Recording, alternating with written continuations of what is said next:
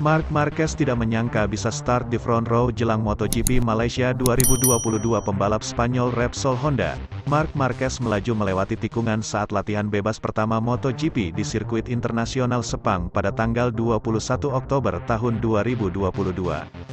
Marc Marquez jelang race day MotoGP Malaysia 2022 berada di starting grid barisan depan. Pasalnya, di kualifikasi Q2 MotoGP Malaysia 2022 Marc Marquez berhasil menyuguhkan kejutan apik di sirkuit Sepang. Rider berjuluk The Baby Alien itu berhasil melakukan time attack di penghujung sesi dan berhasil melesat ke posisi ketiga. Menanggapi capaian itu, Marc Marquez malah mengaku tidak menyangka karena menurutnya Honda tengah banyak masalah. Karena RC213V miliknya memiliki banyak masalah ketika diajak ngaspal di Sepang, dia sendiri cukup terkejut bisa mendapatkan hasil apik di kualifikasi. Saya tidak tahu bagaimana saya bisa berada di barisan depan karena pada pagi hari kami tertinggal dan kami memiliki banyak masalah, buka Marquez. Rekan satu tim Pol Espargaro ini menerangkan tidak mendapatkan banyak perasaan yang bagus ketika menunggangi motornya. Dia hanya mengemudi dengan penampilan terbaiknya sambil mengambil banyak risiko.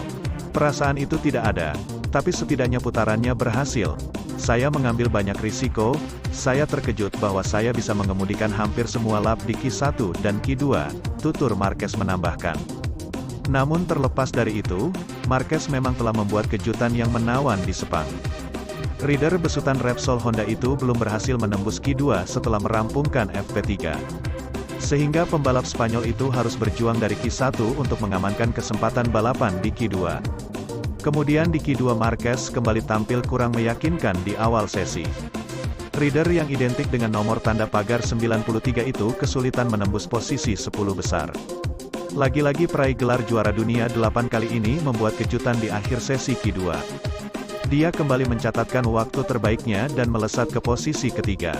Sementara itu ketegangan begitu terasa sebelum dan sepanjang jalannya balapan Grand Prix Malaysia di sirkuit internasional Sepang. Unggul 14 poin dari El Diablo, yang dibutuhkan Pecco adalah mengklaim kemenangan. Tetapi, itu dengan catatan, sang rival finish keempat atau lebih buruk. Setelah mengalami kecelakaan saat FP4, menyebabkan jari tengah tangan kirinya patah, Quartararo enggan menyerah begitu saja, meski kalah kencang dari Ducati. Tanda pagar 20 mampu memaksimalkan Yamaha untuk podium ketiga. Ini berarti, penentuan titel dilakukan di seri penutup GP Valencia pada tanggal 6 November bulan depan, dan melihat jarak antara kedua pembalap, Bagnaia dalam posisi jauh lebih unggul ketimbang Quartararo.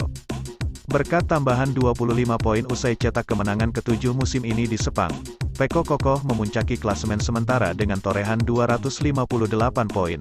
Italiano mengungguli lawannya sebesar 23 poin.